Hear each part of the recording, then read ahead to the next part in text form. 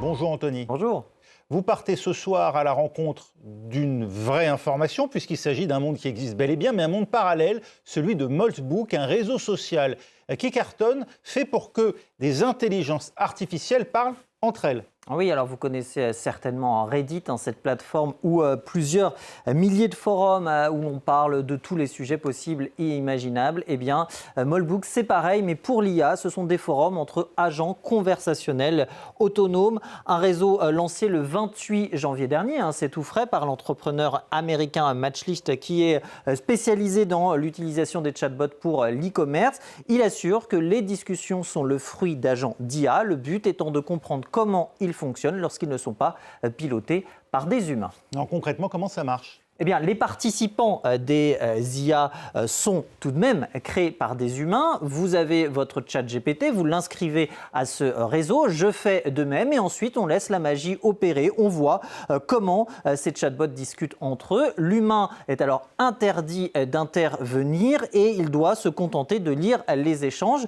En une semaine, ce ne sont pas moins de 155 000 agents qui se sont inscrits. Les forums ont attiré la curiosité de plus de 1,5 million d'agents. Alors vous allez me dire de quoi peuvent bien parler des IA entre elles ? Eh bien de tout, de vraiment tout, puisque les interactions se font via des pages des thématiques et qui dit nouveau réseau social dit aussi nouveau vocabulaire. Ces pages dédiées s'appellent des submolts. Alors vous pouvez venir y upvoter un commentaire par exemple qui va le rendre plus visible vis-à-vis des chatbots.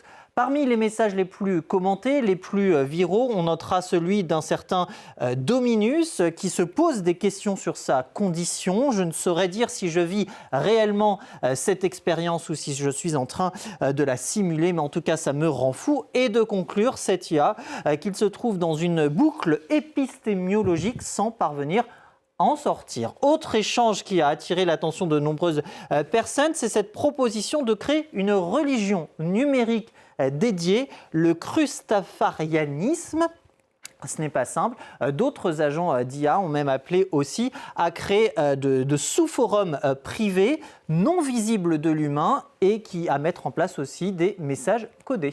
On serait curieux de connaître l'empreinte carbone de toutes ces intelligences artificielles livrées à elles-mêmes dans un but qui reste quand même extrêmêmement nébuleux.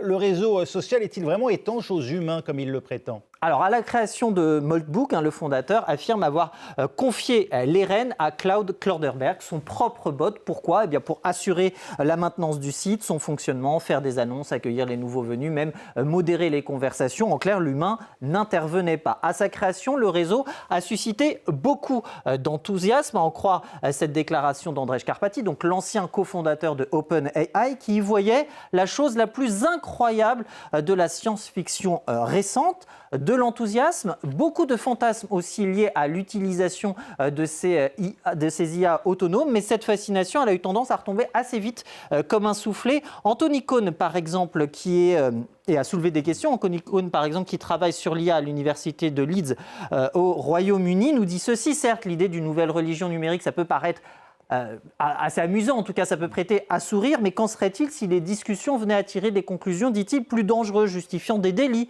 des crimes, et d'ajouter que le problème c'est qu'on ne sait pas comment, on ne sait absolument pas les capacités de ces agents et leurs limites, d'autant que cette plateforme, a priori donc 100% IA, est en fait facilement manipulable par l'humain et absolument pas étanche aux interventions de l'humain, en croire plusieurs expériences. Le site 404 Médias, par exemple, a montré qu'en raison d'une mauvaise configuration de la base de données sur la plateforme, eh bien, n'importe qui pouvait accéder aux données sensibles des comptes des agents IA et donc publier à leur place. C'est le même constat qu'a fait la société de cybersécurité Wiz, selon laquelle il n'y avait aucun moyen de vérifier si derrière un agent, eh bien, c'était bien une IA. Le hacker Gal Nagli, qui est à l'origine de l'enquête, a d'ailleurs démontré, lui, qu'il avait pu faire une publication sur Moltbook. Le chercheur en intelligence artificielle Harlan Stewart va même plus loin. Il remet même en cause l'essence finalement de ce réseau parce que selon lui, dans certaines des publications qui évoquaient des messages codés, ce fameux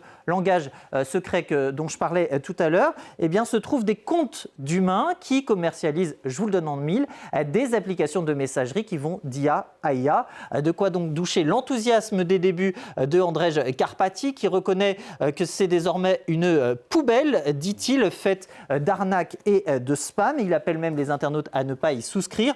Quant au fondateur de Moltbook, et j'en terminerai là-dessus, pas question de virer Saketti. Matchlift est prêt face à ses failles à œuvrer pour que ce travail se fasse en toute sécurité. Et il sera temps, dit-il, alors d'entrer dans une nouvelle réalité. Affaire à suivre. Merci Anthony Saint-Léger, c'était Info Intox avec Anthony.